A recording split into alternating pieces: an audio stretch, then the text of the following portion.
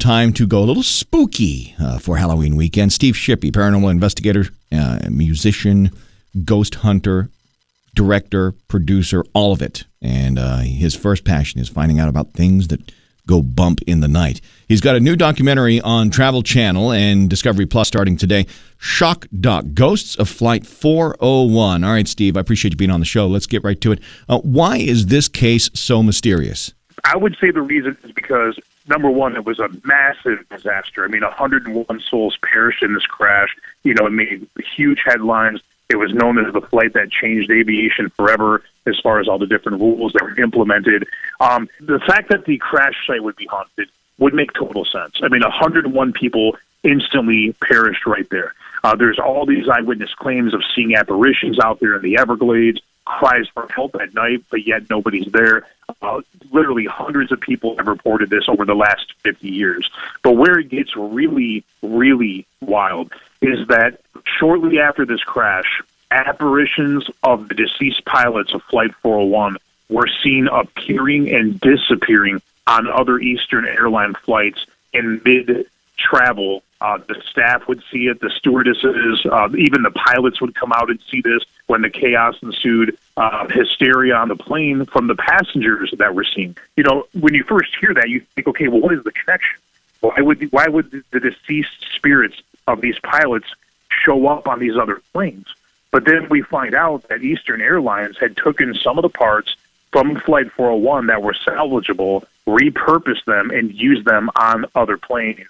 When doing an investigation, do you have like a favorite go-to piece of equipment that you simply will trust more than any other? Yeah, I think to a degree. I mean, I know out of all the high-tech stuff that I have, honestly, a digital recorder to me is a fascinating thing.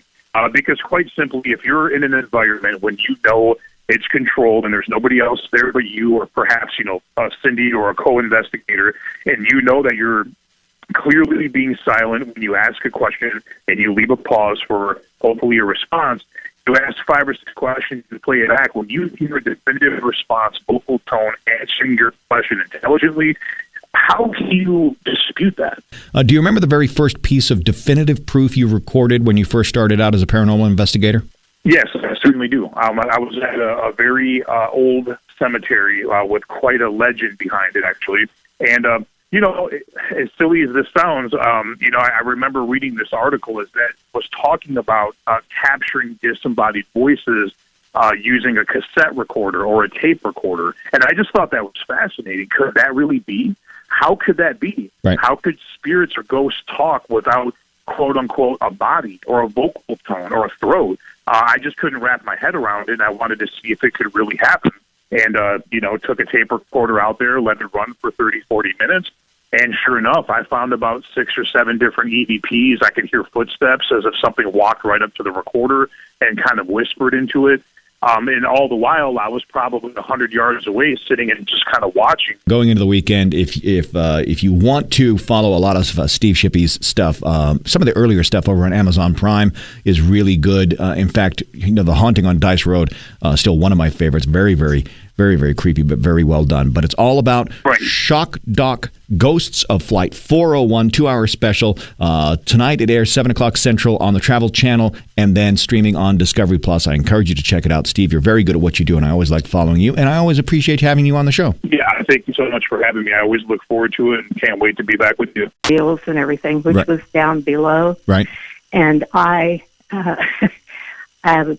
was a kind of a long hallway in the galley that went to all of the electrical controls of the aircraft. And we were flying from Chicago to San Juan, Puerto Rico.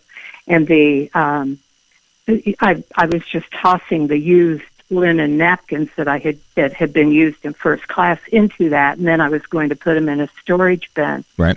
And all at once, I got a real definite chill, freezing chill on the back of my body. Mm-hmm. And I looked over to where I had put those napkins, and they picked up and moved into the storage bin. Wow. I know that sounds absolutely bizarre. Oh no, not at all. But I had the first officer come down because I just thought, I'm not alone down here. Right. You know, and And I called the first officer to come down, and he came down, and I said, it's just freezing. And he went, oh, my God, it is freezing down here.